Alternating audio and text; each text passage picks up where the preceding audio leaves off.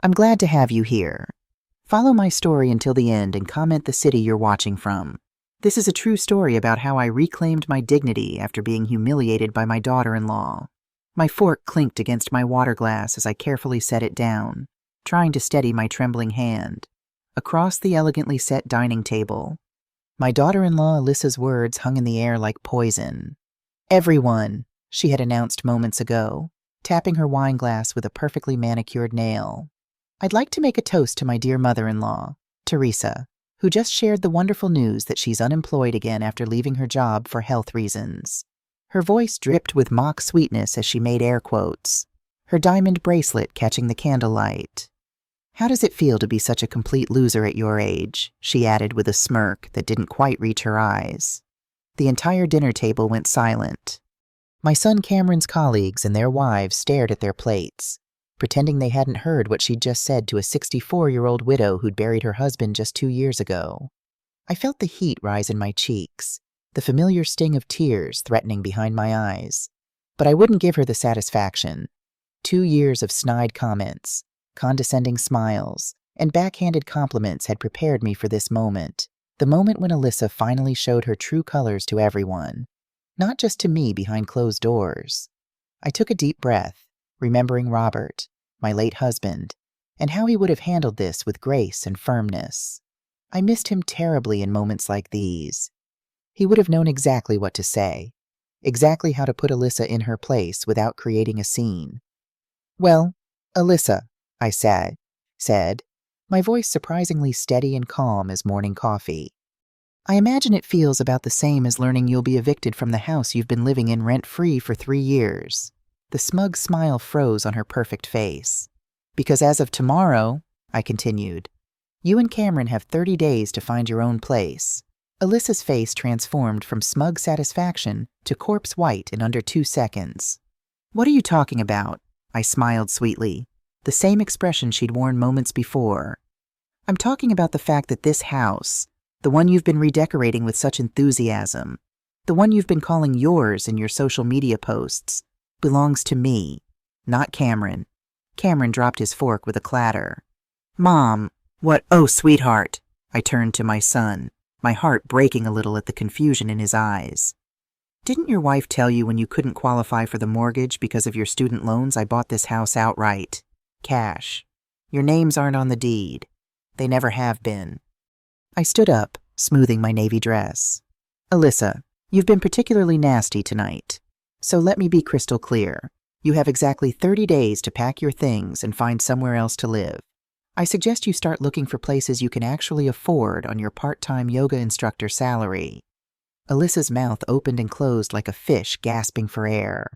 Around the table, Cameron's colleagues were suddenly very interested in their dessert plates, though I could see their barely concealed smirks. Nobody liked Alyssa much. She had a talent for alienating people. "You can't just throw us out," she finally managed to stammer. "Actually, I can. It's called being a landlord. Dear, look it up." I gathered my purse and shawl. "Thank you for a lovely evening.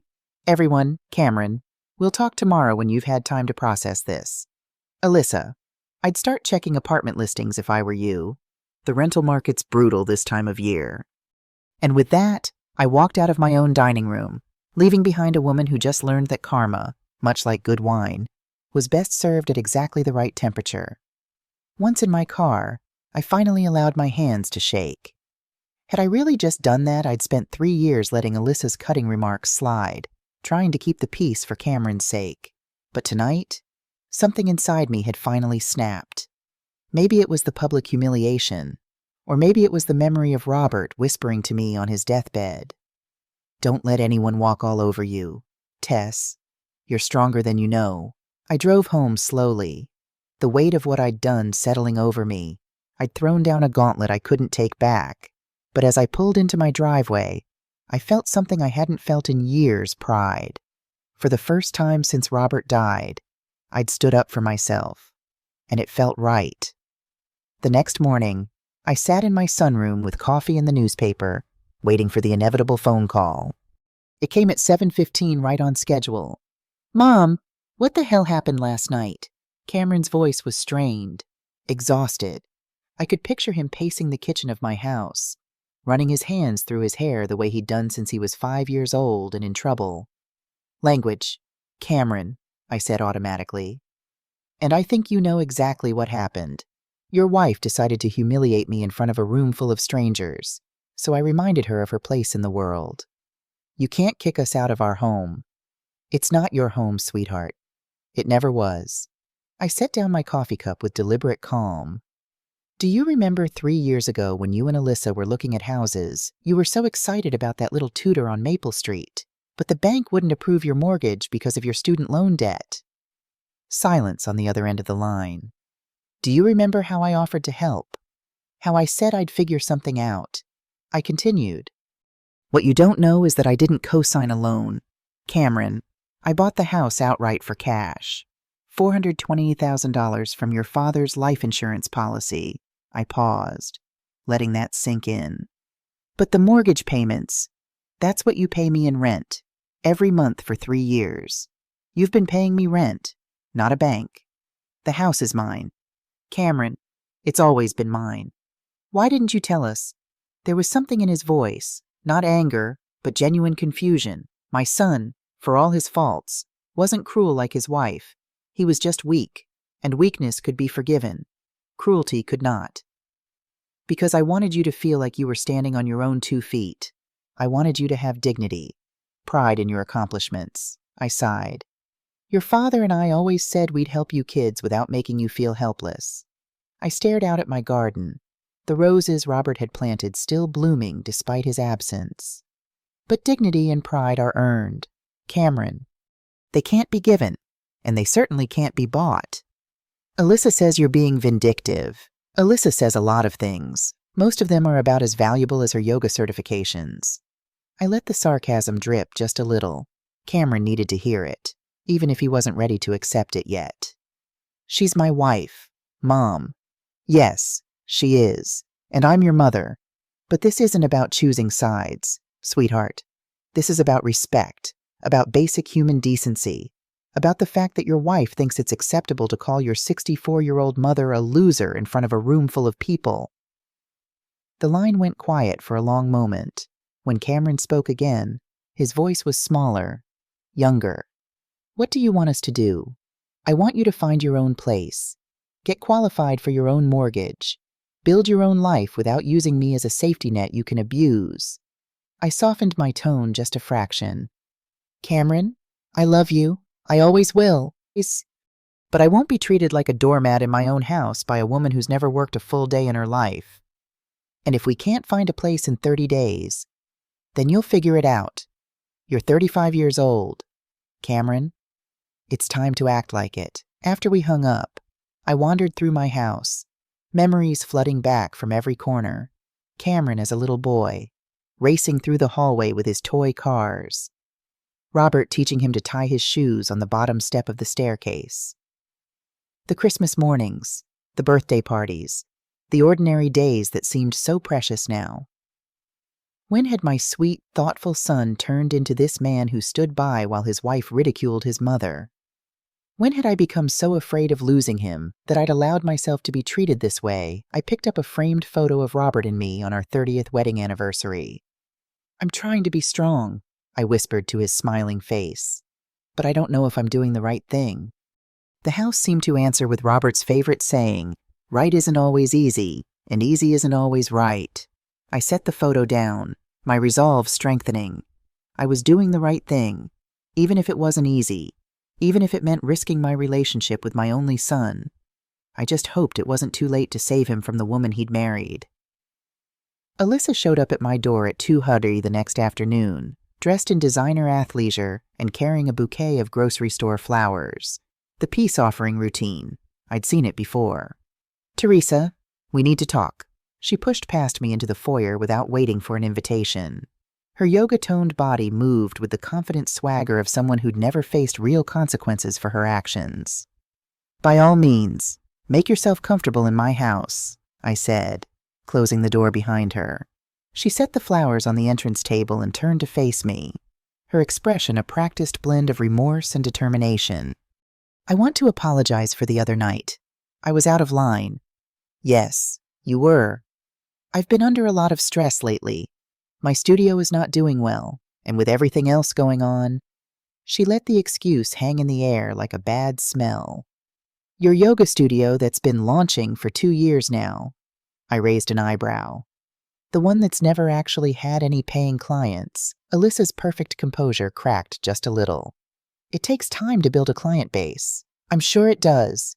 I walked past her toward the kitchen, forcing her to follow me like a supplicant. Tell me, how much money have you and Cameron invested in this business venture of yours, ballpark figure? She shifted uncomfortably, her designer sneakers squeaking against the hardwood floor. Maybe $15,000 for equipment, marketing, insurance? I nodded thoughtfully.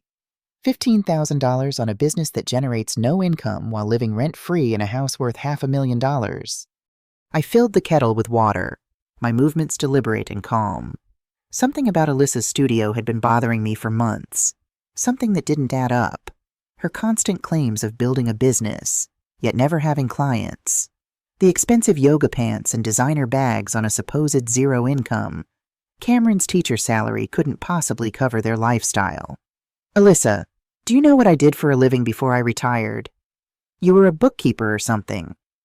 I was a certified financial investigator for the IRS for 32 years. I specialized in tracking fraudulent business expenses and unreported income.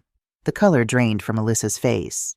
So when you tell me your yoga studio has no paying clients, I find that curious because according to your social media posts, you've been teaching private sessions at some very expensive houses in some very wealthy neighborhoods. Those are just friends helping me practice, she said quickly. Friends who pay you in cash off the books, unreported income. I turned to face her, leaning against the counter. How much cash? Alyssa, rough estimate. I don't know what you're talking about. I think you do.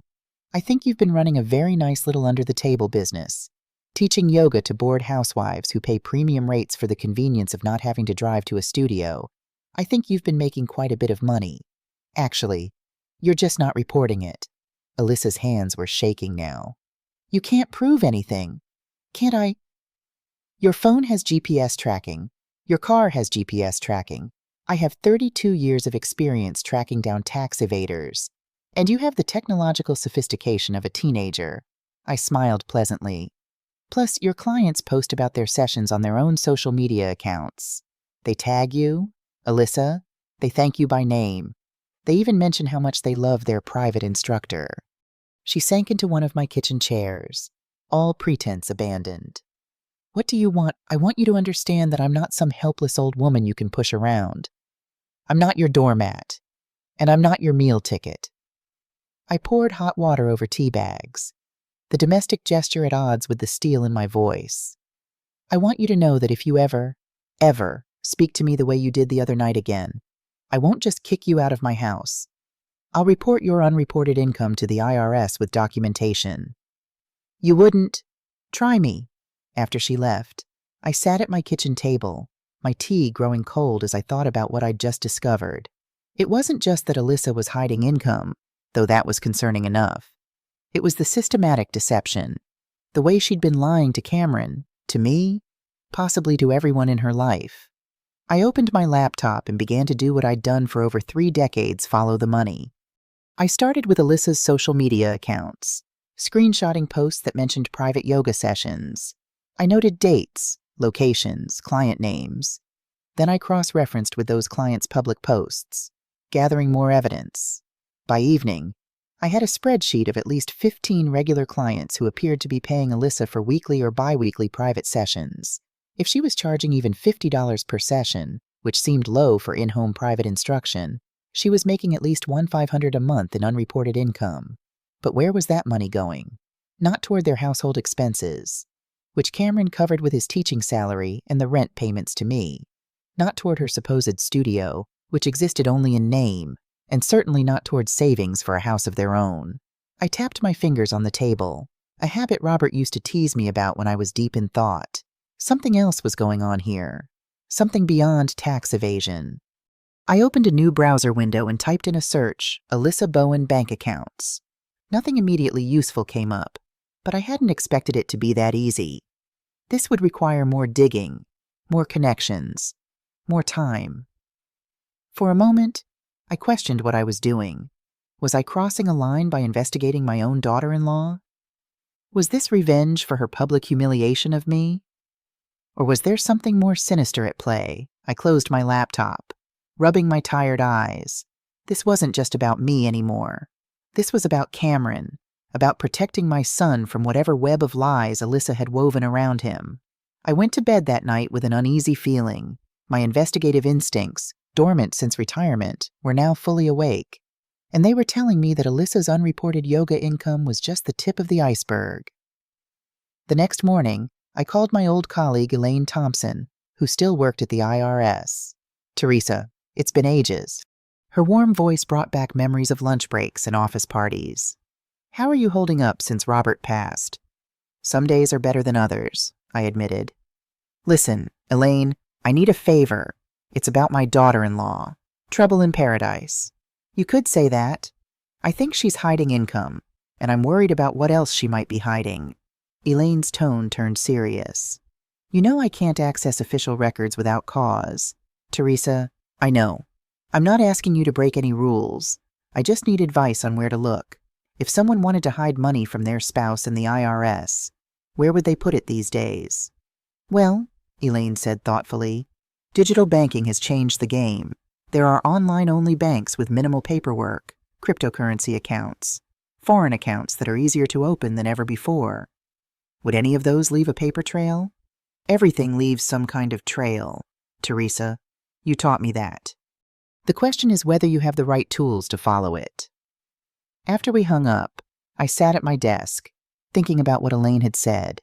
I didn't have access to the sophisticated tracking tools I'd used at the IRS, but I did have decades of experience, an understanding of how people hide money, and one thing Alyssa wouldn't expect: time and determination. I pulled out a notebook and began to list everything I knew about Alyssa's finances. 1. She claimed to have no income from her yoga business. 2. Evidence suggested she was making at least $1.500 a month in cash. 3. She had expensive tastes, designer clothes, regular salon visits, frequent shopping trips. She and Cameron had joint accounts for household expenses. 5. Cameron's salary covered their basic expenses plus the mortgage payments to me. I tapped my pen against the paper. Where was the missing money? What was she doing with at least $18,000 a year in unreported income? I remembered something Robert used to say about investigations. Follow the routine, find the anomaly. Everyone has patterns, habits. The key was to identify Alyssa's financial patterns and look for breaks in them. I needed more information, and there was only one person who might have it, whether he realized it or not: Cameron. I texted my son, "Can we have lunch tomorrow? Just the two of us. I'd like to clear the air." His response came quickly: 12:30 at Riverside Cafe. "Perfect," I replied. "See you then?" That night, I dreamed of Robert. We were sitting on our back porch, watching the sunset as we'd done so many evenings. "You're onto something, Tess," he said, using his old nickname for me. "Trust your instincts." "I'm afraid, Rob," I admitted. "What if I find something that destroys Cameron's marriage? He'll never forgive me." "What if you find something that saves him from years of deception?" Robert countered. "Sometimes the kindest thing we can do for someone is show them the truth, even when it hurts." I woke up with tears on my cheeks, but a clear sense of purpose. Whatever Alyssa was hiding, I needed to find it. Not for revenge, not even for justice, but for Cameron's sake. The next day, I arrived at Riverside Cafe 15 minutes early, choosing a table in the back where we could talk privately. Cameron arrived right on time, looking tired but less angry than I'd expected. "Thanks for coming," I said as he sat down. "You're my mother." "Of course I came." He managed a small smile, although Alyssa wasn't thrilled about it. "I imagine not." We ordered a club sandwich for him, soup and salad for me, before addressing the elephant in the room. "I'm sorry about the way things happened the other night," I began. "I should have told you about the house situation privately, not in front of everyone." Cameron nodded. "And Alyssa shouldn't have said what she did. She's under a lot of pressure with her business." I took a deep breath. This was my opening. "How is her business going, really?" It's be challenging. Cameron fiddled with his water glass. Starting a yoga studio isn't easy in this market. I understand that, but it's been 2 years now, hasn't it? Is she making any progress? Cameron sighed. She says she is. She's building her client base, networking, all that stuff. It just takes time for the money to follow. And in the meantime, you're covering all the expenses. Most of them, yeah, but she contributes where she can. I leaned forward slightly. From what income? Cameron. He looked confused. What do you mean? If her business isn't generating revenue yet, where does she get money for her expenses, her clothes, her car payments, her personal spending? She has some savings from before we got married, and sometimes her parents help out. I nodded, filing away this information. Do you have access to her bank accounts? Cameron's brow furrowed. We have joint accounts for household stuff, but we keep our personal accounts separate. She said it was better for her business accounting. And you've never seen statements from her personal accounts. Mom, what are you getting at? I reached across the table and took his hand. Cameron, I'm worried about you. About your financial future. Alyssa's stories about her business don't add up. You think she's lying to me? His voice rose slightly, drawing glances from nearby tables. I think there are questions you should be asking. About her income, her spending, where the money for her business is really going. Cameron pulled his hand away. This is exactly what Alyssa said you'd do. Try to come between us. Make me doubt her. Is that what she said? I kept my voice gentle. Cameron, think about it. Why would I want to come between you? All I've ever wanted is for you to be happy. Then why are you kicking us out? Why are you threatening to report Alyssa to the IRS? So she'd told him about that. Interesting. I'm not threatening anything. Cameron, I'm just concerned. If Alyssa is hiding income, that affects you too. You're married. You file joint tax returns. If there's an audit, you're both liable. He shook his head, a stubborn set to his jaw that reminded me so much of Robert. You're wrong about her. She wouldn't lie to me. Our food arrived, providing a momentary distraction. We ate in silence for a few minutes, the tension between us palpable. How are your fourth graders doing? I asked finally, changing the subject. Cameron's face lit up as he talked about his students, the science project they were working on, the reading program he'd implemented. This was the son I knew. Passionate, caring, engaged with the world, not the defensive, manipulated man Alyssa had turned him into. As we finished our meal, I decided to try one more approach. Cameron, you know I worked in financial investigation for over 30 years. I've seen every kind of financial deception imaginable, and I've developed pretty good instincts. He nodded cautiously. My instincts are telling me that something isn't right with Alyssa's finances. I can't prove it yet, and I hope I'm wrong. But please, just be careful. Pay attention. Ask questions. I will. Mom? But his tone suggested he was just humoring me. We hugged goodbye outside the restaurant, and as I watched him walk to his car, I felt a renewed determination.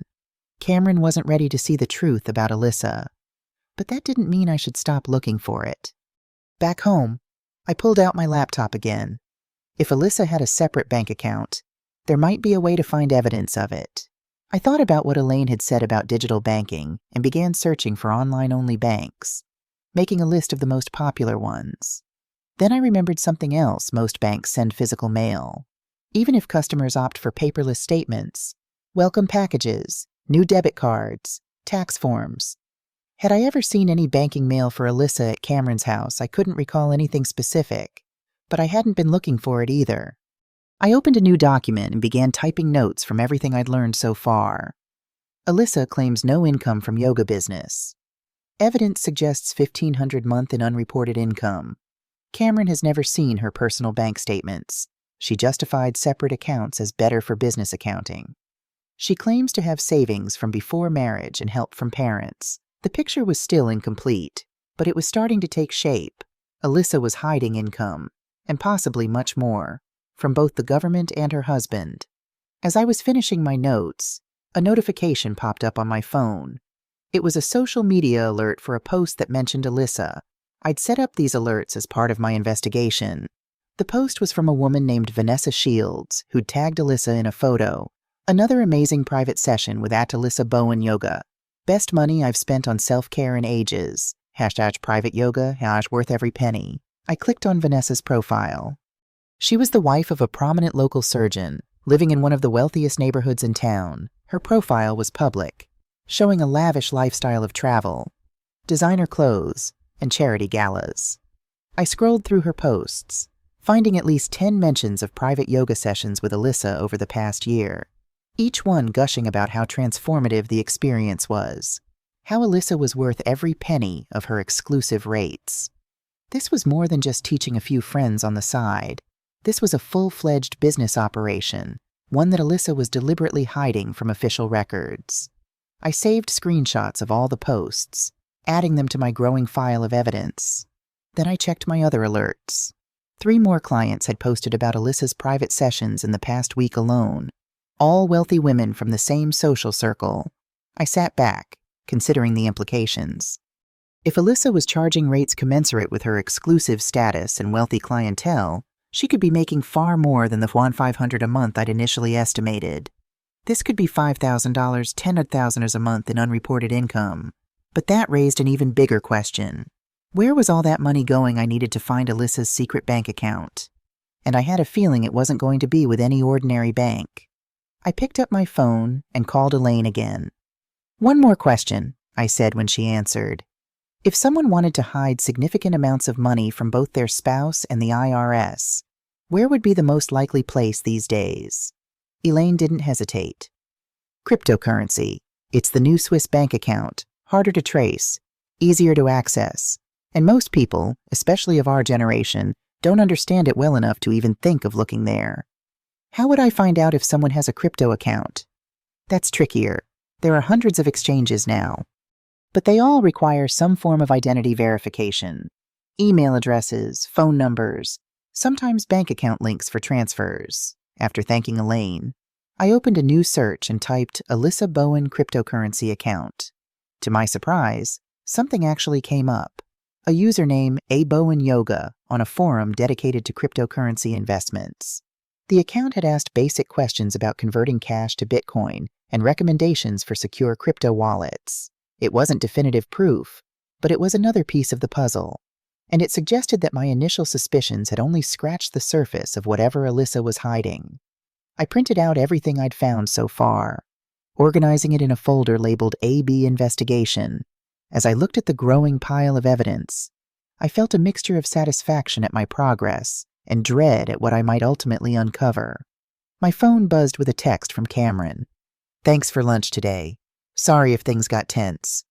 I know you're just looking out for me." I smiled at the message. Maybe a seed of doubt had been planted after all. Maybe my son was finally starting to question the woman he'd married. I texted back, "I love you, Cameron. Always have, always will." Then I turned back to my investigation. Because sometimes, loving someone means finding the truth, no matter how painful it might be. That night, as I was reviewing my notes one last time before bed, a notification popped up on my banking app. A large transfer had been completed, $50,000 from my savings account to an account I didn't recognize. My heart raced as I clicked on the transfer details. The recipient account was listed as C&A Bowen Joint Savings, an account I had never authorized or even known existed. I stared at the screen in disbelief. Someone had transferred $50,000 from my account without my permission. And the only people who could have done it were Cameron or Alyssa, or both of them together. I picked up my phone to call the bank's fraud department, then hesitated. This was the evidence I'd been looking for, proof that something wasn't right with Alyssa's finances. But I needed to be strategic about how I handled it. If I reported the fraud immediately, I might never learn the full extent of what was happening. But if I waited, I could potentially lose more money. I took a deep breath, remembering Robert's advice. When in doubt, sleep on it. Problems look different in the morning light. I would wait until tomorrow. I would gather more information before making my next move. Because now I knew for certain, this wasn't just about tax evasion or hidden income. This was theft. And Alyssa had just made her biggest mistake. I barely slept that night, my mind racing with questions. Why would Cameron and Alyssa take money from my account? How long had this been happening? And most troubling of all, did my son know what his wife was doing at 6 a.m.? I called the bank's fraud department and was connected to a security specialist named Marcus.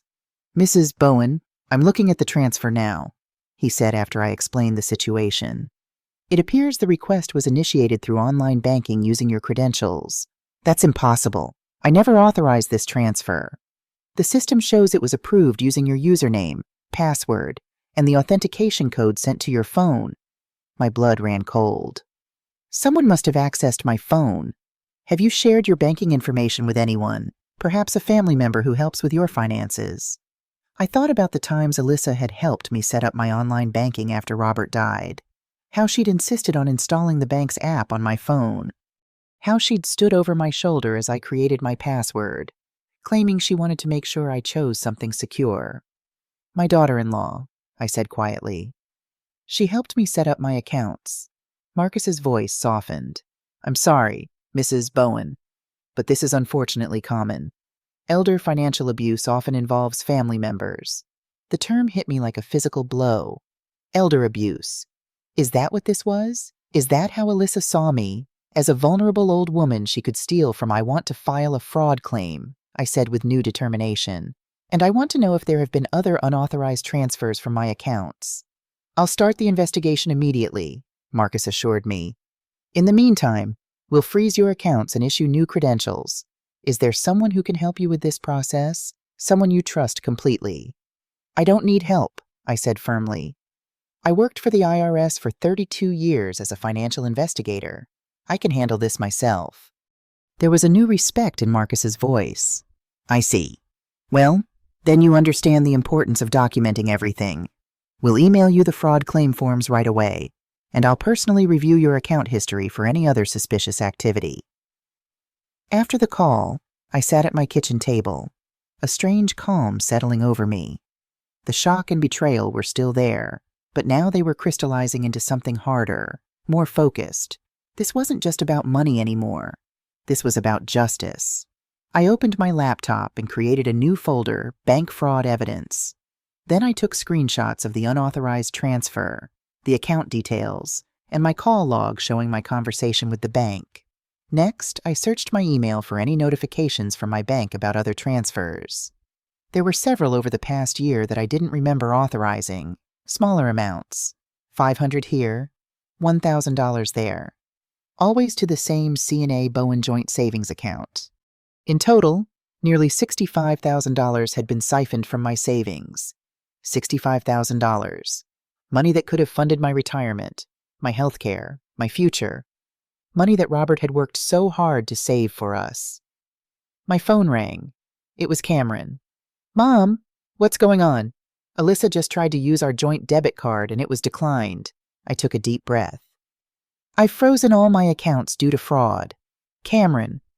"Fraud? What are you talking about?" "Someone has been transferring money from my accounts without my authorization. Tens of thousands of dollars over the past year." There was a long pause. "And you think it was Alyssa, Mom? That's crazy. Why would she do that?" "I don't know. Cameron, why don't you ask her about the C&A Bowen joint savings account? Ask her where that $50,000 transfer from last night was going." Another pause. Longer this time. "What $50,000 transfer?" His confusion sounded genuine, which gave me a glimmer of hope. Maybe he wasn't involved. Maybe Alyssa had been doing this behind both our backs. "Cameron, I need you to come over, alone. We need to talk about this in person. I can't just leave Alyssa when she's upset. Your wife has been stealing from me, Cameron, systematically, for over a year, so you'll forgive me if her feelings aren't my priority right now." The harshness in my voice surprised even me, but it worked. Cameron agreed to come over immediately. While waiting for him, I received an email from Marcus with preliminary findings from the bank's investigation. There had been regular, unauthorized transfers from my account since shortly after Robert died, starting small, just 200, 300, then gradually increasing in size and frequency. All initiated from my phone or computer, all using my credentials. All perfectly designed to look legitimate if anyone was checking. The doorbell rang. I closed my laptop and went to answer it, my heart pounding. Cameron stood on my porch, his face pale and drawn. He looked like he'd aged 10 years overnight. "Come in," I said, stepping aside. "We have a lot to discuss." We sat in the living room, the space between us filled with tension. I showed him the bank statements, the transfer records, the pattern of theft that had been happening right under our noses. "I don't understand," he kept saying. "This doesn't make sense. Alyssa wouldn't do this. The evidence is right in front of you. Cameron, someone has been stealing from me. Someone with access to my phone, my passwords, my accounts." I leaned forward. "Someone who helped set up my online banking after your father died." Cameron ran his hands through his hair, a gesture so like his father it made my heart ache. "But why? We're not struggling financially. My salary covers our expenses, and you said yourself the house payments are just rent to you." "That's what we need to find out." I reached for his hand. "Cameron, I need to ask you something, and I need you to be completely honest with me. Do you know anything about a C&A Bowen joint savings account?" He shook his head. "No. We have our checking account for bills and household expenses, and we each have our personal accounts. That's it. Would you be willing to check your credit report to see if there are any accounts in your name that you don't know about?" Cameron hesitated, then nodded. "I can do that." I pulled up the free credit report website on my laptop and handed it to him. "You can do it right now." As Cameron filled out the information, I could see the doubt and fear warring on his face. Part of him still wanted to believe in his wife, to find some explanation that didn't involve betrayal. The other part was beginning to accept the possibility that the woman he loved had been lying to him.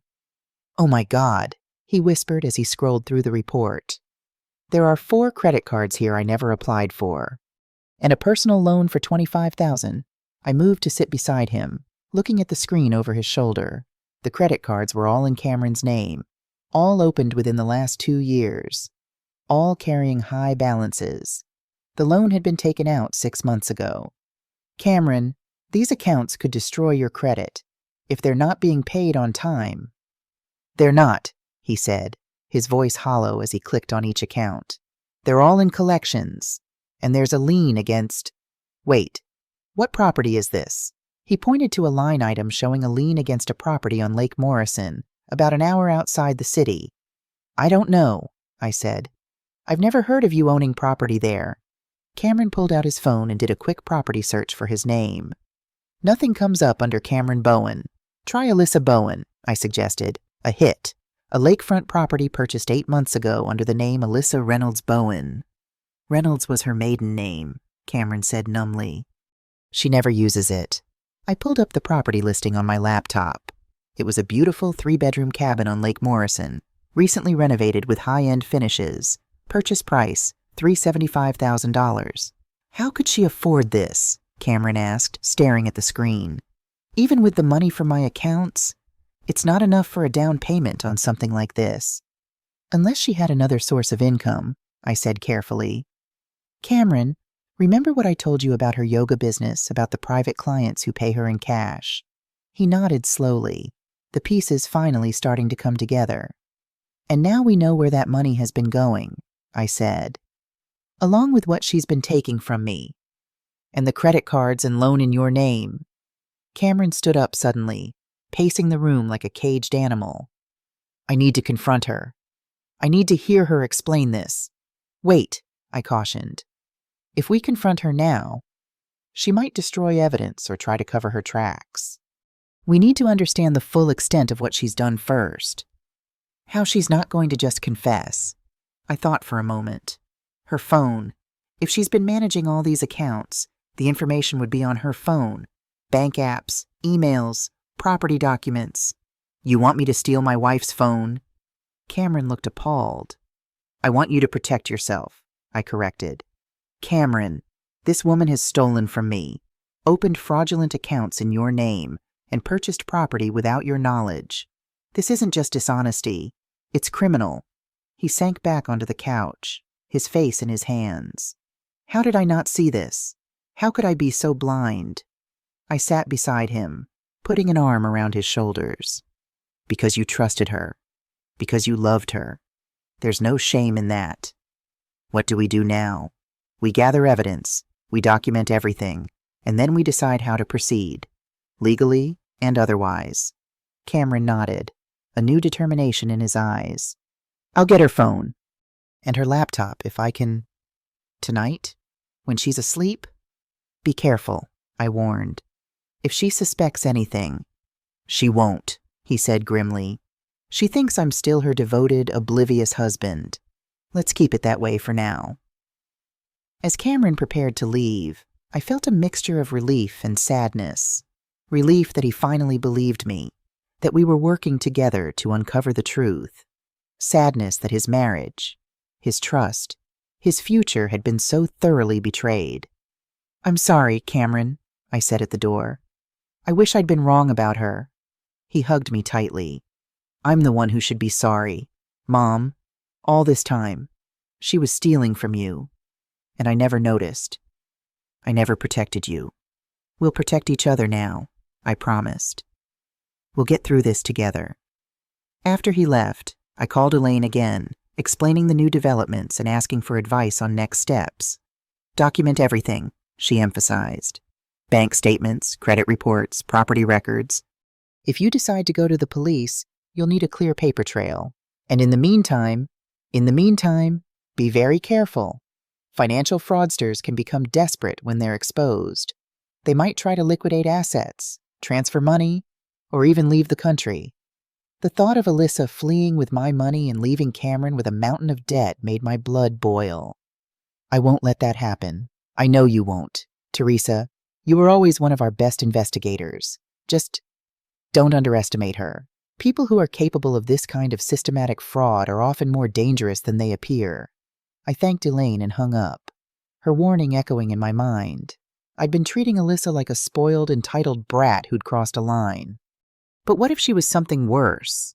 What if the woman my son had married was a practiced criminal? I spent the rest of the day securing my financial accounts, ordering new credit cards, changing all my passwords, and setting up fraud alerts.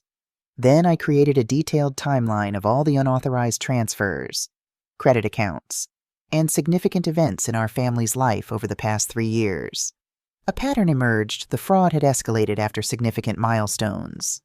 The first small transfers began after Robert's funeral. Larger amounts disappeared after Cameron's promotion at school. The credit cards were opened shortly after I mentioned considering a reverse mortgage on my house. The lake house was purchased weeks after I talked about updating my will. Alyssa hadn't been randomly stealing. She'd been systematically bleeding us dry, timing her moves to coincide with events that might explain changes in our financial situation. It was calculated, deliberate, and frighteningly sophisticated. My phone buzzed with a text from Cameron. She's in the shower, found her phone, passcode is her birthday, taking photos of everything I can find. Good, we were making progress. I replied, be careful, delete these messages. An hour later, Cameron texted again, found everything, coming over now. When he arrived, his face was ashen. It's worse than we thought. Mom, so much worse. He placed a USB drive on my coffee table. I transferred everything I could from her phone and laptop, emails, photos, documents, bank statements, and I found something else. He pulled out a small notebook. Her passwords. She keeps them all written down in her nightstand. I connected the USB drive to my laptop, and together we began sifting through the evidence of Alyssa's double life. There were emails about the lake house, showing it had been purchased not with a traditional mortgage, but with a large cash down payment and private financing from someone named Julian Reed. Who's Julian Reed? I asked. Cameron's face darkened. I don't know, but there are a lot of messages between them. Personal messages. I opened the folder of texts and emails between Alyssa and Julian. They dated back over a year and were unmistakably romantic in nature. Intimate photos, plans to meet, discussions about their future together. She's been having an affair, Cameron said, his voice flat with shock. All this time, I continued through the files, finding more evidence of financial misconduct, bank statements from accounts we'd never seen before, investment records, cryptocurrency holdings worth tens of thousands of dollars. And then I found the smoking gun, a folder labeled Lake House, containing photos of a beautiful lakefront cabin, the same one from the property listing, with Alyssa and a handsome, dark-haired man standing on the deck, arms around each other, champagne glasses in hand. The caption, "Our dream home. Can't wait for our future to begin. Love you." "Jay, that must be Julian," I said gently, watching Cameron's face crumple as he stared at the image of his wife in another man's arms. "I don't understand," he whispered. "Why not just divorce me if she wanted to be with someone else? Why all the theft, the fraud, the lies? Because divorce would mean splitting assets, alimony negotiations, legal scrutiny of finances." I explained. "This way, she gets to siphon off money without anyone noticing, set up her new life with Julian, and probably leave you holding the bag for all those fraudulent credit accounts." Cameron stood up abruptly, pacing again. "I'm going to confront her. Right now." "Cameron, wait. We need to be strategic about this." "Strategic, Mom. My wife has been stealing from us and cheating on me for over a year. She bought a house with another man using our money.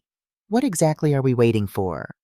I understood his anger, his need for immediate confrontation, but rushing in without a plan could be disastrous. If we confront her now, she might destroy evidence, move money, or even try to pin everything on you. I explained, "We need to secure our assets and consult with a lawyer first."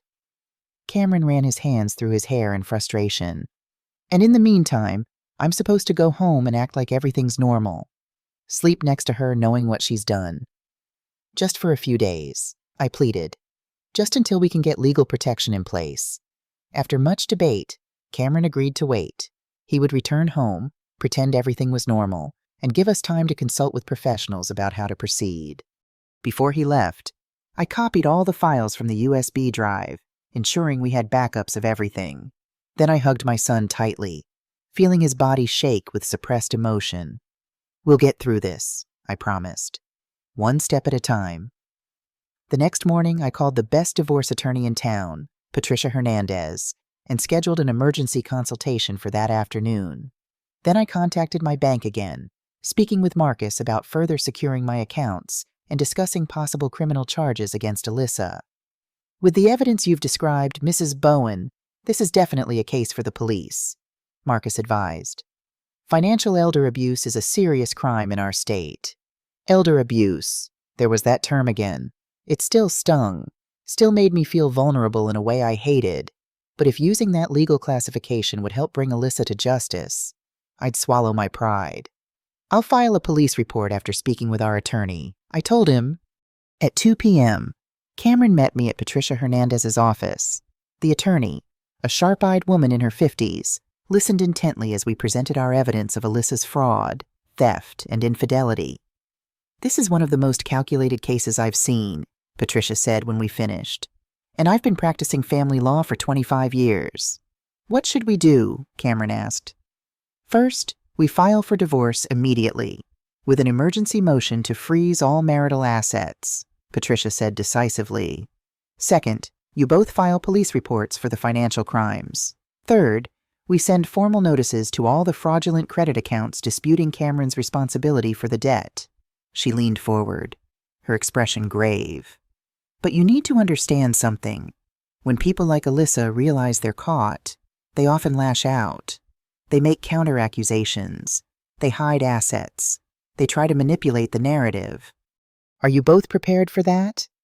Cameron and I exchanged glances, then nodded. "Good, because I don't think Alyssa is going to go quietly." Patricia was right.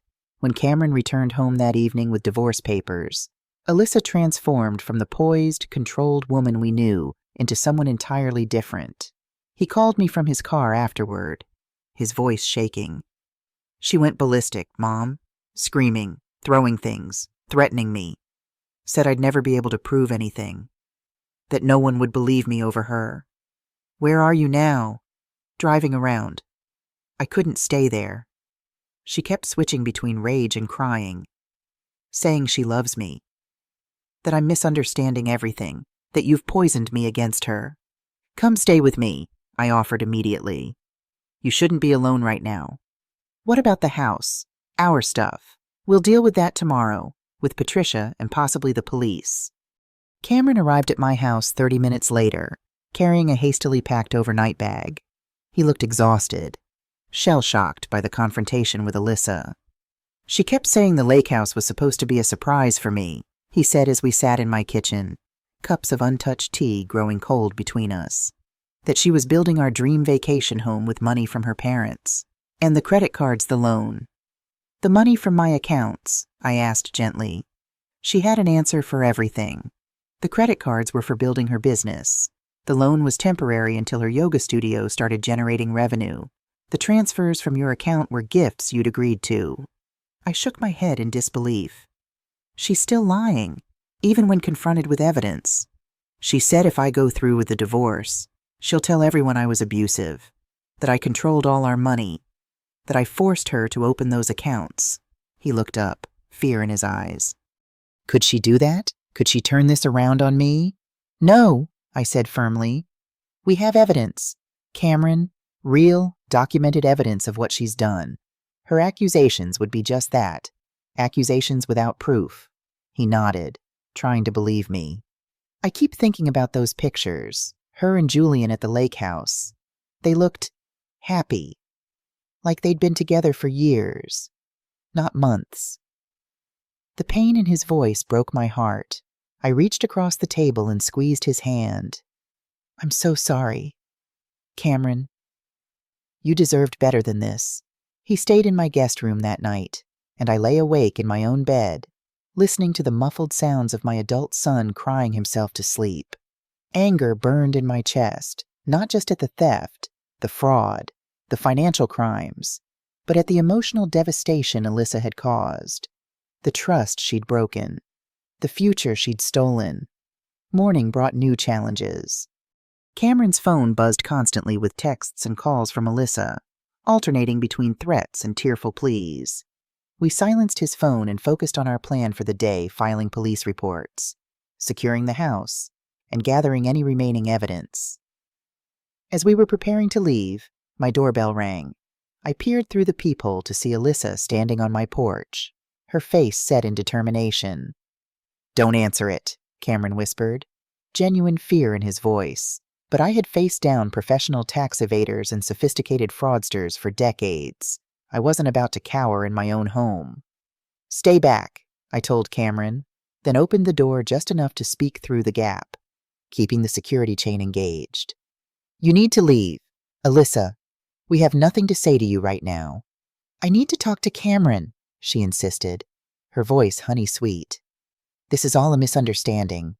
Teresa, if you'd just let me explain the fraudulent credit cards, the unauthorized transfers from my accounts, the lake house you bought with your lover. Which part is the misunderstanding? Her expression hardened. You have no idea what you're talking about. Those transfers were gifts. You just don't remember because of your age. Maybe you're having memory problems.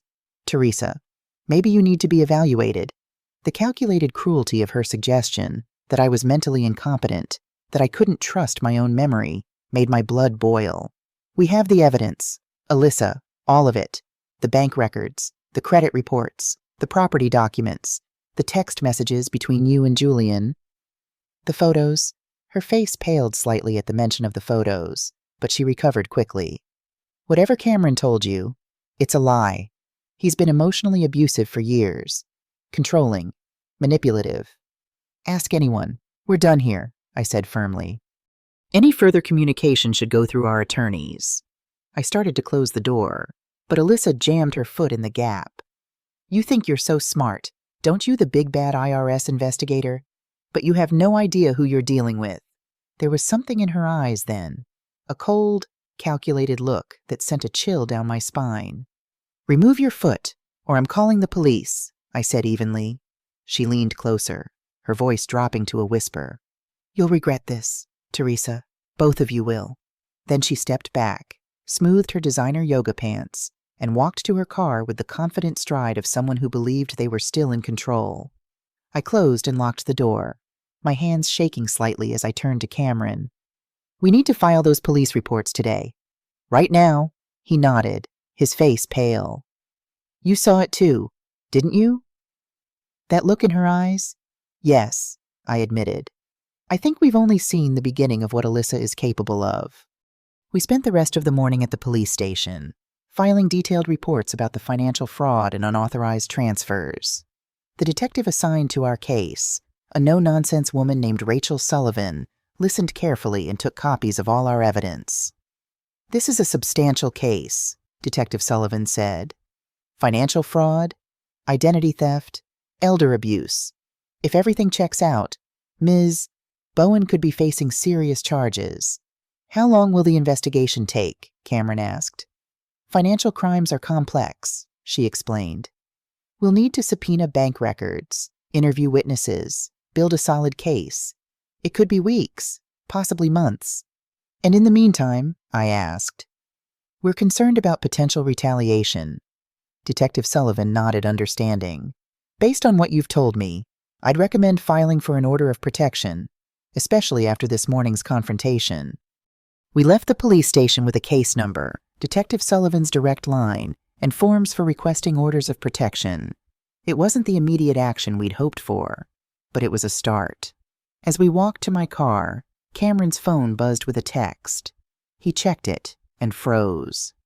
"It's from a number I don't recognize," he said, showing me the screen. The message was simple but chilling. "Ask your mother about the lake house I gave her. You think you know everything. You don't know anything." "What lake house?" I said, confused. "I don't own a lake house." Cameron typed a response. "What are you talking about?" The reply came seconds later. "The property transfer was completed last week. Teresa Bowen is now the proud owner of 145 Lakeside Drive. Ask her why she's pretending not to know." Cameron looked at me, bewilderment in his eyes. "Mom, I have no idea what this means," I said truthfully. "I never received any property transfer. This must be another one of her manipulations." But a sense of foreboding washed over me. What had Alyssa done now? We drove straight to Patricia Hernandez's office, showing her the strange texts. "This is concerning," Patricia said after reading them. "Let me search the property records." A few keystrokes later, her expression turned grim. "There it is. A quitclaim deed filed 3 days ago, transferring ownership of 145 Lakeside Drive from Alyssa Reynolds Bowen to Teresa Bowen." "But I never accepted any property," I protested. "I never signed anything." "You wouldn't need to for a quitclaim deed," Patricia explained. "The grantor, in this case, Alyssa, can transfer their interest in a property without the recipient's signature or even knowledge." "Why would she do this?" Cameron asked. Patricia's eyes narrowed. "To create a paper trail suggesting you knew about the property all along. To make it look like you were complicit in whatever financial scheme she was running. Or worse, to transfer liability for any loans or liens on the property to you." My heart sank. "So now I'm the owner of a property I never wanted, purchased with stolen money, possibly carrying debt I know nothing about." "Potentially, yes. We need to check if there are any loans or liens against the property immediately." Patricia made some calls while Cameron and I sat in stunned silence. Alyssa was more devious than we'd imagined, always one step ahead, laying traps we couldn't have anticipated. "I've got preliminary information," Patricia said finally.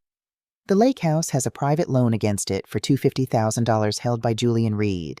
And there's something else. Julian Reed filed for divorce from his wife, Sophie Reed, 6 months ago. The divorce was finalized last month." Cameron's face hardened. "So while she was married to me, she was involved with a married man who divorced his wife around the same time they bought a house together using stolen money. And now she's transferred that property to my mother to frame her somehow. It's a classic move to complicate the financial trail," Patricia confirmed. "Make it look like Teresa was involved all along. Create enough confusion that it's hard to determine who knew what and when." I felt sick. This wasn't just fraud anymore. This was a calculated, multi-layered scheme that had been unfolding for months, possibly years.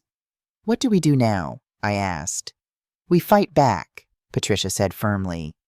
"We file a formal dispute of the property transfer. We amend the police report to include this new information, and we prepare for what might be coming next, because I don't think Alyssa is done yet." As we left Patricia's office, Cameron received another text from the unknown number. Did you ask her? Did she lie to you too? He showed me the message, anger and disgust on his face. She's trying to turn us against each other. Make me doubt you the way I doubted her.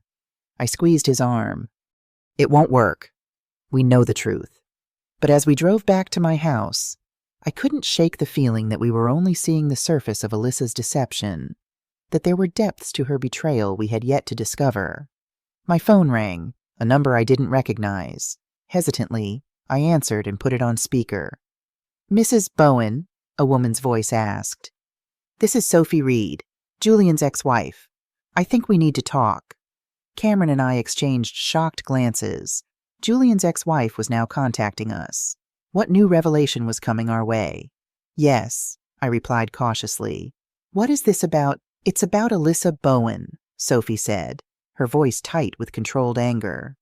And the fact that she married my husband in Las Vegas 6 months ago while still being married to your son.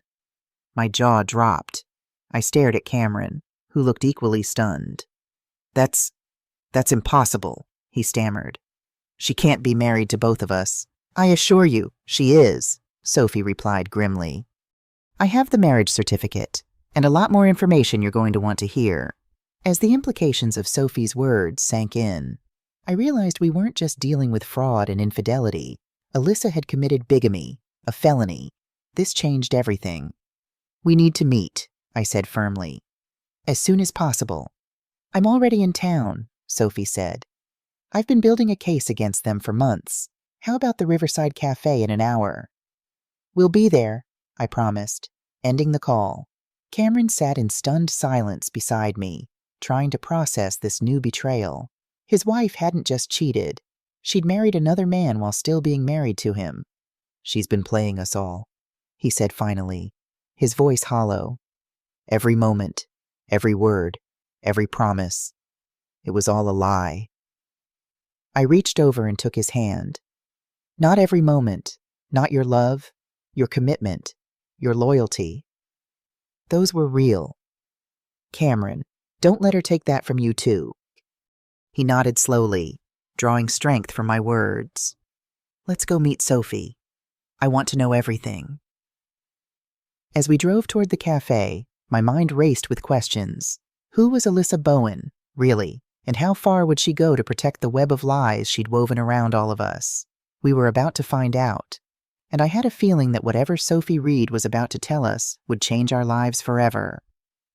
The Riverside Cafe was quiet in the late afternoon. Most of the lunch crowd gone and the dinner rush not yet begun. Sophie Reed had chosen a table in the back corner, partially hidden by a decorative screen that offered privacy. I spotted her immediately, a slim woman with auburn hair pulled back in a sleek ponytail, dressed in a tailored charcoal suit that spoke of corporate success. She stood as we approached, her keen eyes assessing us quickly.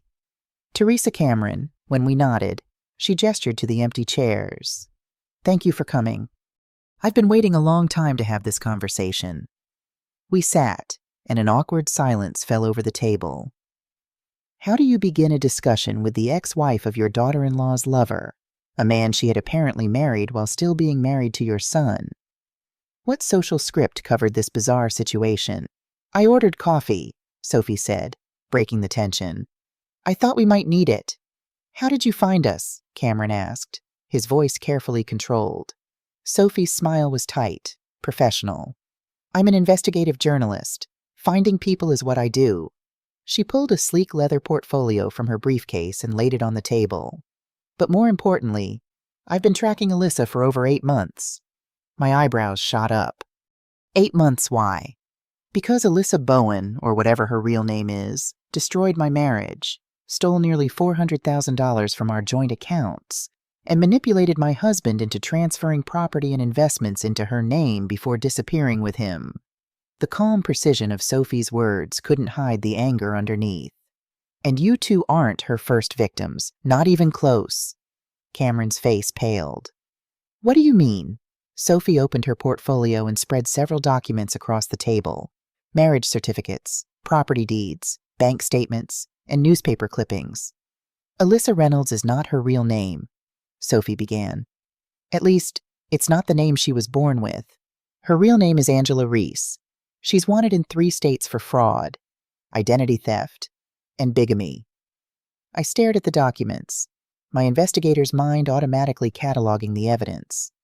Marriage certificates showing the same woman, unmistakably Alyssa Angela, married to 4 different men over the past 7 years. Property records showing transfers of wealth. News articles about sweetheart scammers targeting wealthy families. She's a professional con artist, Sophie continued. She finds men with money, or with mothers who have money, gains their trust, marries them, and systematically drains their accounts before moving on to the next target. Cameron shook his head in disbelief. But we're not wealthy. I'm a 4th-grade teacher. We live in a modest house. The house your mother purchased, Sophie pointed out. And the life insurance policy from your father. Angela does her research. She knows exactly who to target and how. I felt sick as I looked through the evidence Sophie had compiled. The pattern was clear and disturbingly familiar. Alyssa Angela would identify families with recent widows or widowers, insert herself into their lives through the adult children, and slowly manipulate her way into their finances. How did you put all this together? I asked, impressed despite the horrific circumstances. Sophie's expression softened slightly. After Julian left me, I was devastated. We'd been married for 12 years. I thought I knew him, but once the shock wore off, I started noticing discrepancies in our accounts. Money missing, statements I'd never seen. When I confronted Julian, he claimed ignorance, said Alyssa was handling their finances. She took a sip of her coffee, grimacing at the bitterness. That made me suspicious. I'm a financial reporter. Why would my husband suddenly trust a yoga instructor with our money? So I started digging. And what I found... She gestured to the documents. Well, you can see for yourselves. Cameron picked up one of the marriage certificates, studying the photograph. It was undeniably Alyssa, though with darker hair and different makeup, standing beside a gray-haired man who looked to be in his 60s. Harold Mackenzie, Sophie explained. Wealthy widower from Florida. Angela, calling herself Alicia Randall then, married him in 2018, drained his accounts of over $2 million, and disappeared 6 months later. He died of a heart attack shortly after discovering the fraud. My heart clenched at the cruelty of it. And the others? Sophie pointed to each document in turn. David Chen, San Diego, 2019, lost his software company and family home. Michael Brennan, Chicago, 2021, had to declare bankruptcy after she was finished with him. And then there's Julian. Her voice caught slightly. My husband wasn't just a victim. He became an accomplice. He helped her target your family, knowing exactly what she was doing. Cameron stood abruptly, pacing beside our table. This can't be real. I've been married to her for 3 years. I would have noticed something. Would you? Sophie asked gently. These people are professionals. Cameron, they study their marks, learn their weaknesses, become exactly who you want them to be. Angela is exceptionally good at what she does. I reached for Cameron's hand, pulling him back to his seat. Sophie, you mentioned bigamy. You have proof that Alyssa married Julian while still being married to Cameron. She nodded, sliding another document across the table. Las Vegas wedding certificate, dated 6 months ago. They didn't even bother changing her name much. She's listed as Alyssa Reynolds, dropping the Bowen. That's a federal offense, I said, my mind racing with the legal implications. One of many, Sophie agreed. I've been building a case file for the FBI, identity theft across state lines, wire fraud, mail fraud, bigamy. These are serious federal crimes. I was planning to submit everything next week, but then I learned about you two. She looked at us sympathetically. I thought you deserved to know what you're dealing with before the federal agents get involved. Cameron's hands were shaking as he looked through the evidence of his wife's crimes. All this time, everything was a lie. He looked up, his eyes haunted. Did she ever care about me at all? Even for a moment. Sophie's expression was compassionate but firm. People like Angela don't form genuine attachments. Cameron, they simulate emotions to manipulate their targets. It's how they operate. The waitress arrived with our coffee, forcing a momentary pause in the conversation. When she left, I turned back to Sophie. What happens now? We've already filed reports with the local police about the fraud and theft. That's a start, Sophie nodded approvingly. But with the evidence I've compiled showing crimes across multiple states, this will likely become a federal case. The FBI has a special unit that handles romance scams and sweetheart fraudsters. And Julian, Cameron asked, is he as bad as she is? Sophie's jaw tightened. Julian was a good man once, a good husband. But Angela, she has a way of finding people's weaknesses, their secret desires, and exploiting them. She convinced him that they could have a life of luxury if he helped her. Now he's as guilty as she is. I thought about all the documents we'd found on Alyssa's phone and laptop. We have evidence too, bank statements, texts between them, photos of the lake house. Good, Sophie said. We'll need everything we can get. These cases can be difficult to prosecute because the victims often feel too ashamed to come forward. Cameron stared into his coffee cup. I don't know if I can face a trial, testifying about how completely I was fooled. You don't have to decide that now, I assured him. Let's take this one step at a time. Sophie gathered her documents, returning them to her portfolio.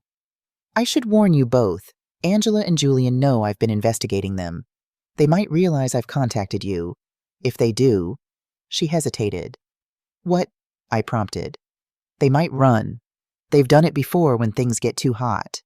Abandoned everything and disappeared, only to resurface months later with new identities in a new city. The thought of Alyssa escaping justice after everything she'd done filled me with determination. Not this time, I said firmly. We won't let that happen. We exchanged contact information with Sophie, agreeing to share our evidence and coordinate with authorities. As she prepared to leave, she paused, looking at Cameron with genuine sympathy. For what it's worth, you're not alone in this. Angela has fooled doctors, lawyers, business executives, smart, successful people who never thought they could be conned. Don't blame yourself for not seeing through her disguise. That's what makes her so dangerous. After Sophie left, Cameron and I sat in silence, trying to process everything we'd learned. It was almost too much to comprehend that the woman who had been part of our family for 3 years was actually a professional con artist with multiple identities, victims across the country, and a trail of destruction in her wake. I need some air, Cameron said finally, his voice strained. We paid for our coffee and walked along the riverside path, the late afternoon sun casting long shadows across the water. Cameron moved like a man in a daze, his world shattered by revelations too painful to fully absorb. I loved her, Mom, he said after several minutes of silence. I really did. I thought we had a future together, maybe even children someday. My heart ached for him. I know, sweetheart. How could I have been so blind, so completely fooled? Because you're a good person who sees the good in others, I said gently. You trusted her because that's what decent people do. They trust until they're given reason not to. But there were signs. Weren't there things I should have noticed? I thought about it honestly. Maybe the secretiveness about finances, the way she isolated you from friends, the constant need for validation and attention. But hindsight is always clearer than foresight. We reached a bench overlooking the river and sat down. A family walked by, parents holding the hands of a toddler learning to walk, their faces bright with love and pride. Cameron watched them with a pain so raw it was almost tangible. I wanted that, he whispered. A real family, a child to teach and protect, a life built on love and trust. You can still have those things, Cameron. This isn't the end of your story. It's just the end of a painful chapter. He shook his head. How can I ever trust anyone again? How do I know the next woman won't be another Angela? You don't, I admitted.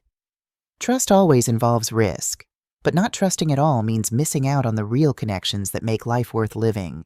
My phone buzzed with a text from Patricia Hernandez. Emergency. Call me immediately. I stepped away from the bench and called our attorney, my stomach knotting with apprehension. Teresa, Patricia said without preamble.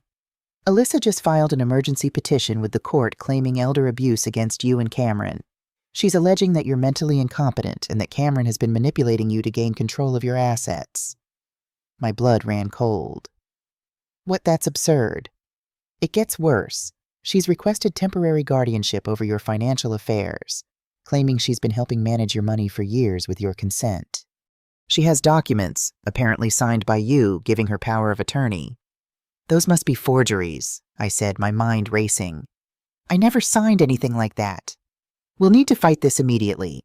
The court has scheduled an emergency hearing for tomorrow morning. Can you come to my office right away? We need to prepare.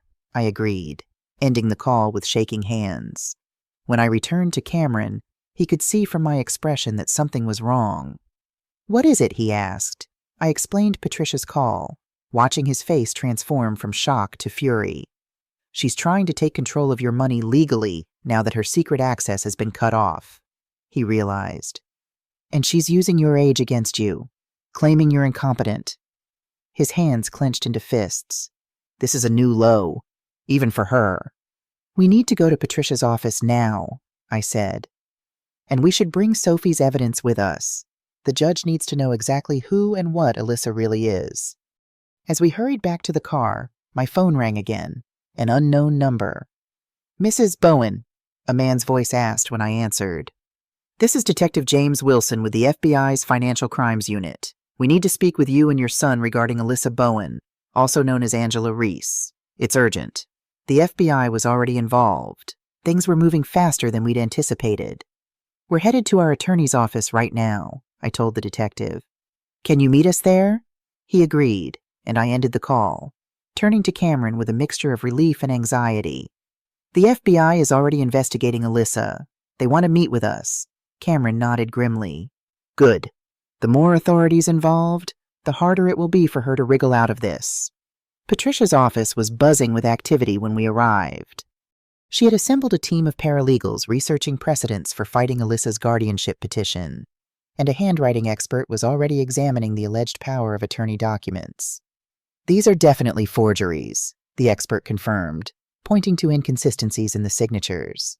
Skilled ones, but forgeries nonetheless. Patricia looked relieved. That helps, but we still need to counter her claims about Teresa's mental competence. She's alleging memory issues, confusion about finances, and paranoid behaviors. That's ridiculous, Cameron protested. My mother is sharper than most people half her age. Unfortunately, the court takes allegations of elder mental decline seriously, Patricia explained. We should arrange for a cognitive assessment before the hearing to prove Teresa's competence. I felt a flare of indignation at having to prove my mental soundness because of Alyssa's lies, but I understood the necessity. Whatever it takes, I agreed. 20 minutes later, Detective Wilson arrived, a tall, serious man with salt and pepper hair and the focused demeanor of someone who had seen every type of financial scheme imaginable. Mrs. Bowen, Mr. Bowen. He nodded to us. Thank you for meeting with me. We've been tracking Angela Reese for nearly 2 years, but she's been elusive. Your case might finally help us bring her to justice. Angela Reese, I repeated. So that really is her real name. As far as we can determine, yes, though she's used at least 7 different identities that we know of.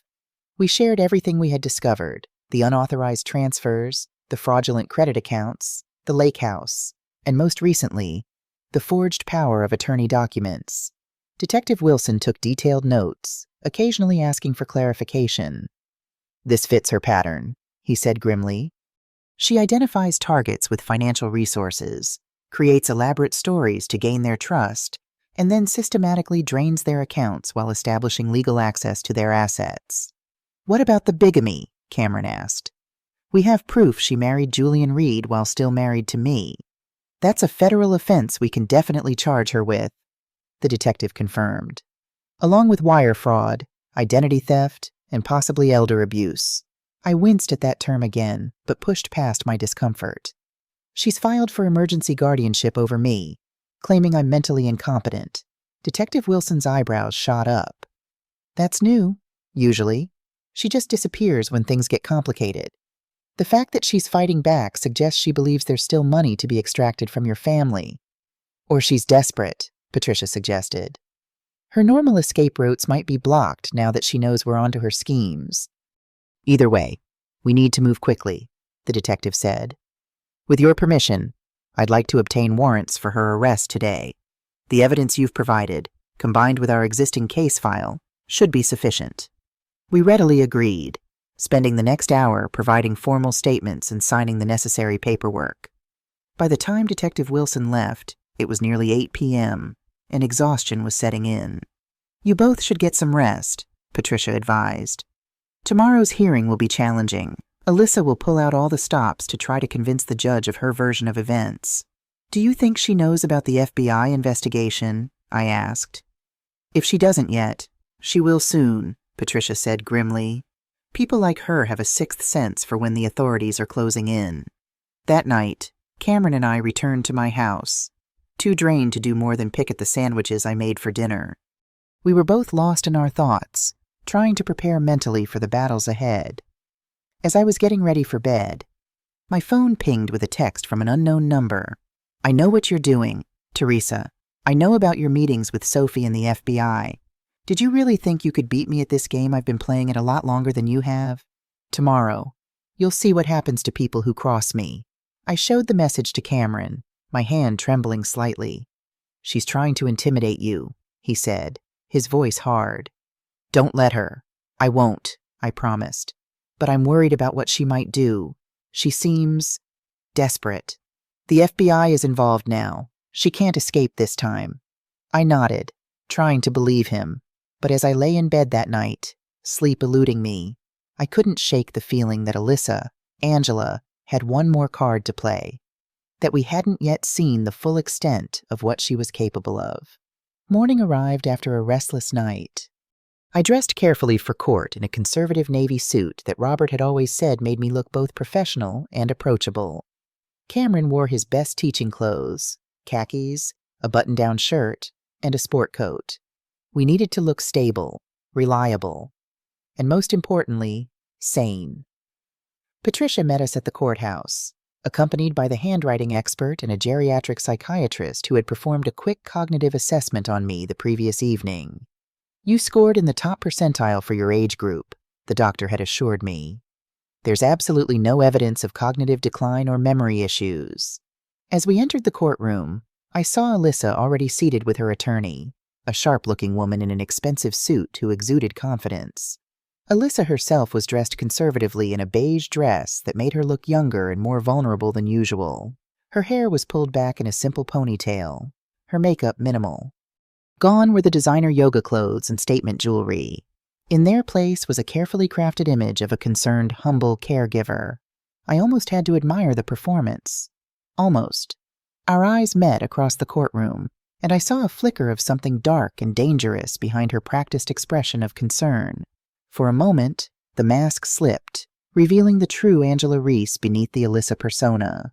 The judge, an older woman with silver hair and penetrating eyes, called the court to order. This is an emergency hearing regarding petition number 2025, EG 4587 Alyssa Bowen, requesting temporary guardianship of Teresa Bowen. We'll hear from the petitioner first. Alyssa's attorney approached the bench, presenting their case with slick precision. According to her, I was a confused elderly woman being manipulated by my son after my husband's death.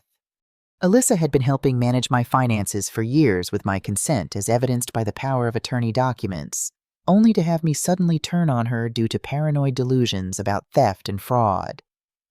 Mrs. Bowen has been showing increasing signs of cognitive decline, the attorney claimed. Forgetting conversations, making unfounded accusations, becoming paranoid about her money. My client has only been trying to protect her mother-in-law's assets, and now finds herself falsely accused of crimes she never committed. Alyssa took the stand next, tears glistening in her eyes as she described her deep concern for my well-being. Teresa and I have always been close, she lied smoothly. After Robert died, she was so lost. Cameron and I moved closer to help her, and she asked me to assist with her finances since I have a background in business. I had to clench my hands to keep from shouting out at the brazen falsehoods. Alyssa had never had a background in business. That was yet another fabrication. At first, everything was fine, Alyssa continued. But about 6 months ago, Teresa started becoming forgetful. She'd give me money to pay her bills, then accuse me of stealing it. She'd agree to help us with expenses for the house she wanted us to live in, then deny ever having the conversation. She dabbed at her eyes with a tissue. Last week, she became completely irrational, claiming I'd stolen thousands from her accounts and demanding we move out of our home. Cameron was devastated. We've only ever wanted to help Teresa, to make sure she's taken care of in her golden years. I glanced at Cameron, whose face was rigid with suppressed anger. The lies were so enormous, so contrary to reality, that they were almost laughable, except for the fact that Alyssa was delivering them with such convincing sincerity that even I almost questioned my own memories for a split second. Finally, it was our turn. Patricia called me to the stand first, where I calmly and clearly explained the true situation. Alyssa's theft from my accounts, the discovery of her affair with Julian Reed, the evidence of fraud and bigamy. Your Honor, I am not confused or delusional, I said firmly. I worked as a financial investigator for the IRS for 32 years. When I noticed discrepancies in my accounts, I did what I was trained to do. I investigated. What I found was a pattern of systematic theft and fraud perpetrated by my daughter-in-law. Alyssa's attorney objected repeatedly, claiming my testimony was the product of an aging mind creating false narratives. The judge overruled her each time, watching me with sharp, assessing eyes. Next came our expert witnesses, the handwriting analyst who confirmed the power of attorney documents were forgeries, and the geriatric psychiatrist who testified to my excellent cognitive health. Mrs. Bowen shows no signs whatsoever of dementia, memory loss, or paranoid thinking, the doctor stated firmly. Her cognitive abilities are exceptional for a person of any age. Finally, Patricia played her trump card, calling Detective Wilson to the stand. Your Honor, I'm Detective James Wilson with the FBI's Financial Crimes Unit. We have been investigating Angela Reese, also known as Alyssa Bowen, for approximately 2 years in connection with multiple cases of fraud, identity theft, and financial exploitation across several states. Alyssa's composure cracked for the first time, her eyes widening in genuine shock as the detective detailed the FBI's case against her. And her attorney frantically whispered in her ear, but the damage was done. Based on evidence provided by Teresa and Cameron Bowen, combined with our existing case file, we obtained an arrest warrant for Angela Reese yesterday evening. We intended to execute it following this hearing. The judge's expression hardened as she looked at Alyssa. Is this true? Ms. Bowen, are you in fact Angela Reese? Alyssa hesitated, visibly calculating her options. Then, in a movement so sudden it took everyone by surprise, she bolted from her seat and ran for the courtroom door. She didn't make it far. 2 FBI agents who had been stationed in the hallway intercepted her before she reached the exit. The courtroom erupted in chaos as Alyssa, Angela, fought and screamed while being handcuffed. This isn't over, she shouted, her carefully constructed mask completely shattered now. You'll regret this, all of you. The judge banged her gavel repeatedly, calling for order. When the commotion subsided and Angela had been removed from the courtroom, she turned to us with a sympathetic expression. Ms. Hernandez, the petition for guardianship is denied. Furthermore, I'm issuing a protection order preventing Alyssa Bowen, or Angela Reese, from contacting Teresa or Cameron Bowen in any way. She looked at me directly. Mrs. Bowen, I apologize for what you've endured. The court takes allegations of elder abuse very seriously, but it's clear in this case that you were the victim, not the perpetrator. Relief washed over me in a wave so powerful I nearly sagged in my seat. It was over. Angela was in custody, her schemes exposed, her attempts to take control of my assets thwarted. Outside the courthouse, Detective Wilson debriefed us on what would happen next. Angela Reese will face federal charges for fraud, identity theft, bigamy, and financial exploitation. Given the evidence and her prior history, she's looking at a significant prison sentence. What about Julian Reed? Cameron asked. We arrested him this morning at the lake house. He's cooperating with authorities, apparently willing to testify against Angela in exchange for leniency. And the money, I asked. Is there any chance of recovering what she stole? The detective's expression was guarded.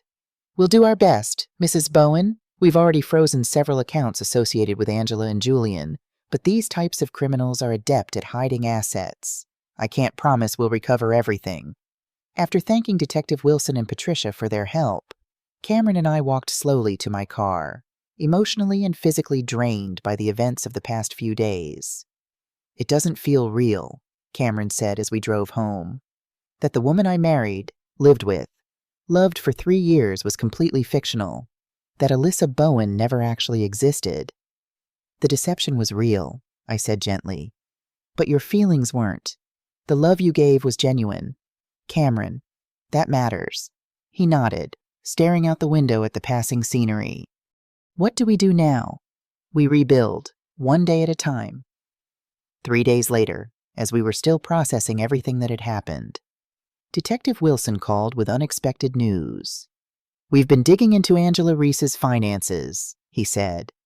And we found something unusual, a series of offshore accounts containing nearly $3 million with transfer records linking back to your stolen funds and those of other victims. My heart leaped with hope. Can the money be recovered? That's the strange part, the detective said, sounding genuinely puzzled. The accounts were already in the process of being closed, and the funds transferred back to the victims when we discovered them. Someone had initiated the returns before we even found the accounts. Who would do that? I asked, confused. Julian Reed claims it wasn't him, and Angela certainly wouldn't voluntarily return the money. Detective Wilson paused. There's one more thing. We found a flash drive in Julian's possession containing detailed records of all of Angela's schemes, victims, amounts stolen, account information. It's as if someone was building a case against her long before we got involved. I thought about Sophie Reed, the investigative journalist who had been tracking Angela for months. Had she done more than just gather evidence? Had she somehow gained access to the stolen funds and initiated their return? Regardless of how it happened, the detective continued, you should be receiving approximately $65,000 back into your accounts within the week. It won't undo the trauma of what happened, but at least you won't suffer the financial loss as well. After thanking him and ending the call, I sat in my garden, thinking about everything that had occurred, the betrayal, the deception, the malice we had encountered, but also the resilience, the justice, the unexpected allies who had helped us fight back. Cameron joined me, carrying 2 cups of tea. Good news, he asked, noting my expression. I told him about Detective Wilson's call, watching a weight lift from his shoulders at the news that my stolen money would be returned. That's one less thing to worry about, he said, sitting beside me on the garden bench. Have you thought about what you'll do with the house? My house. I had been considering this question for days. The house I had bought for Cameron and Alyssa, now irrevocably tainted by her deception, sat empty, a physical reminder of pain and betrayal.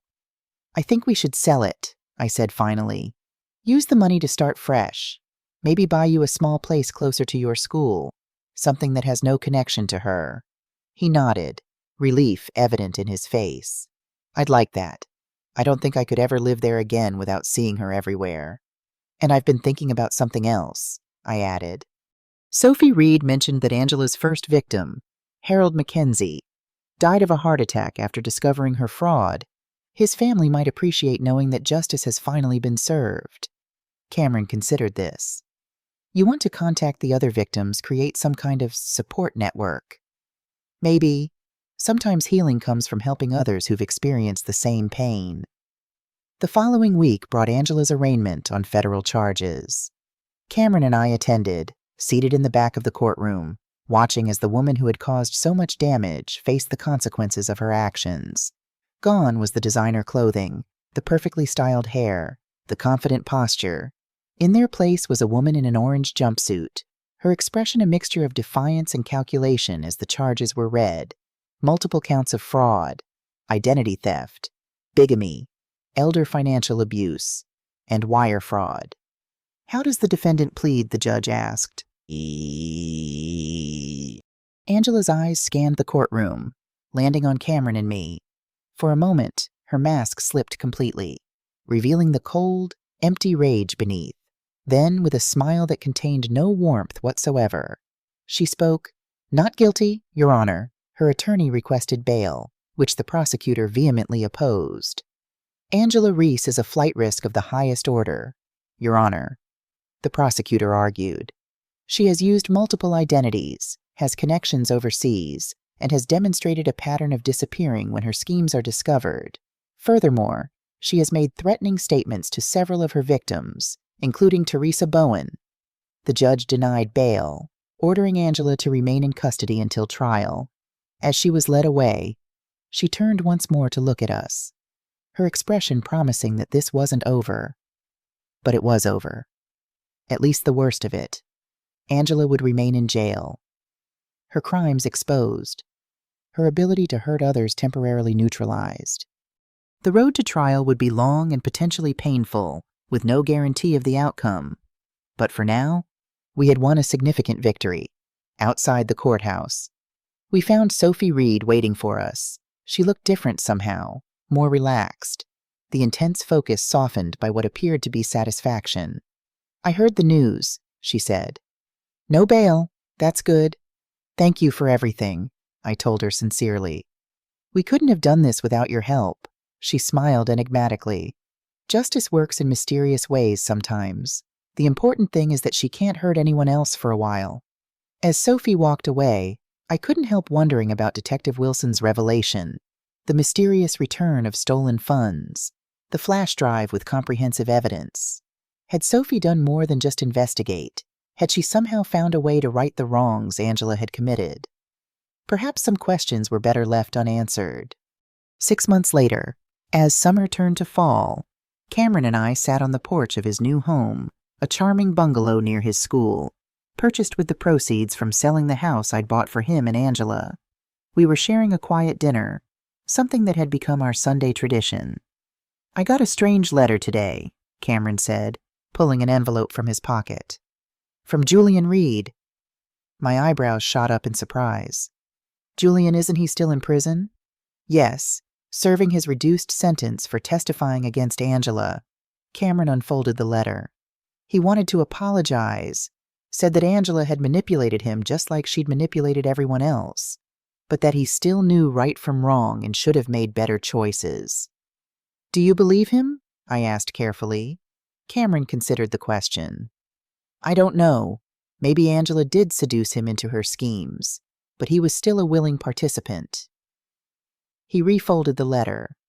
"What's strange is that he mentioned something about making amends where possible, said I should check my credit report again. And did you?" He nodded, a bemused expression on his face. "All those fraudulent credit cards and the loan she took out in my name, they've been paid off. Every one of them. My credit score has actually improved." I thought again about the mysterious return of stolen funds, the comprehensive evidence provided to authorities. Was Julian trying to make amends in the only way he could? The letter also mentioned that Angela's trial has been scheduled for next month. Cameron added, "He said he'll be testifying about everything, all her previous identities, all her victims, all the schemes they ran together. Will you attend?" I asked. He shook his head. "I don't think so. I've said my piece in the depositions. I don't need to see her again, to give her the satisfaction of knowing she still has any power over my life." He looked at me questioningly.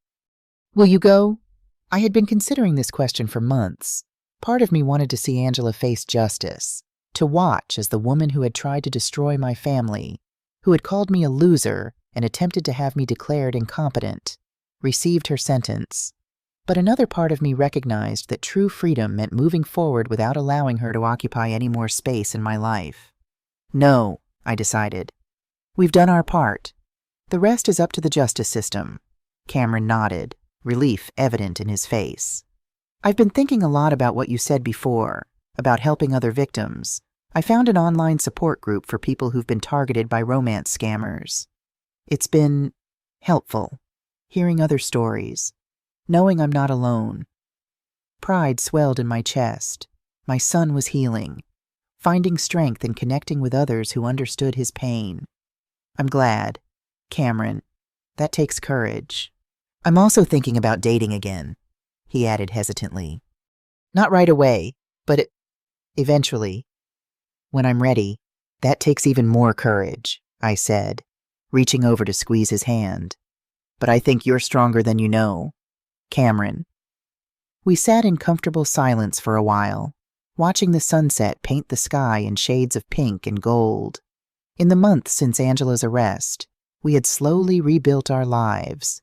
The physical wounds had healed, the financial losses had been largely recovered, and now the emotional scars were beginning to fade as well. "You know what's funny?" Cameron said after a while. "In a weird way, I'm almost grateful for what happened." I looked at him in surprise. "Grateful why?" He gestured between us. "Because it brought us closer. Before all this, we were drifting apart. I was so caught up in trying to please Angela that I neglected our relationship. Now I feel like I have my mother back." Tears pricked at my eyes. He was right. Through all the pain and betrayal, we had found our way back to each other. The bond between us had been tested and emerged stronger than before. "I'm grateful too," I admitted. "Not for what she did, but for what we learned. About ourselves, about each other, about resilience." The following month, though we chose not to attend Angela's trial in person, we followed the proceedings through updates from Detective Wilson. The evidence against her was overwhelming: testimony from Julian, documentation of her multiple identities and fraudulent marriages, financial records showing the systematic theft from her victims.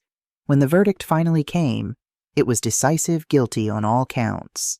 The judge, citing the calculated nature of her crimes and the particular vulnerability of her victims, sentenced Angela Reese to 15 years in federal prison. "It's over," I told Cameron when the news came. "Really over this time." He nodded, a complex mix of emotions crossing his face. "I wonder if she'll ever understand the damage she caused. Not just financially, but emotionally. Some people aren't capable of that kind of understanding," I said gently. "But that's not our burden to carry anymore." In the years that followed, we both found ways to transform our painful experience into something meaningful. Cameron became an advocate for fraud awareness, speaking at community centers and schools about the warning signs of financial exploitation. I volunteered with a senior support group, helping older adults protect themselves from scammers who might target them. And slowly, life moved forward. Cameron eventually did start dating again, cautiously at first, then with growing confidence. I found new hobbies, new friends, new purpose in my retirement years. One evening, nearly 3 years after Angela's sentencing, Cameron brought a woman to Sunday dinner, a kindergarten teacher named Olivia with kind eyes and a gentle laugh. Watching them together, I could see the easy comfort, the genuine connection that had been missing from his relationship with Angela. "What do you think?" he asked later, after Olivia had left. "I think she's lovely," I said honestly. "And more importantly, I think you're happy." He smiled. The shadows in his eyes finally faded. "I am. I was afraid for a long time that I'd never trust anyone again. But Olivia, she's patient. She understands why I need to take things slowly. The right people will always give you the time you need." I told him, as I drove home that night, I thought about the journey we'd taken, from the public humiliation at that fateful dinner to the peace we'd found now. Angela had intended to destroy us, to drain us financially and emotionally until there was nothing left. Instead, she had inadvertently given us an opportunity to discover our own strength, resilience, and capacity for renewal. I remembered Robert's words, spoken so often during difficult times: "Right isn't always easy, and easy isn't always right." The path we'd chosen hadn't been easy, but it had been right, standing up for ourselves, fighting for justice, refusing to be victims. In my driveway, I paused to look up at the stars, feeling Robert's presence around me as I often did in quiet moments. "We did it," I whispered to him. "We survived. We're okay." And for the first time in a very long time, I truly believed those words. We were okay. More than okay, we were stronger, wiser, and more connected than ever before. Angela Reese had taken many things from us, but she had failed to take what mattered most: our dignity, our resilience, and our ability to build a meaningful future from the ashes of betrayal. In the end, that was the greatest victory of all. If you enjoyed this story, Please subscribe to my channel and share your thoughts in the comments. What would you have done in Teresa's situation? Have you ever had to stand up to someone who tried to take advantage of you or a loved one? Your experiences matter, and I'd love to hear from you. I also have 2 other stories that are channel favorites. My son's wife banned me from my granddaughter's birth, and I discovered my husband's secret family at our anniversary party. Check them out if you enjoyed this one.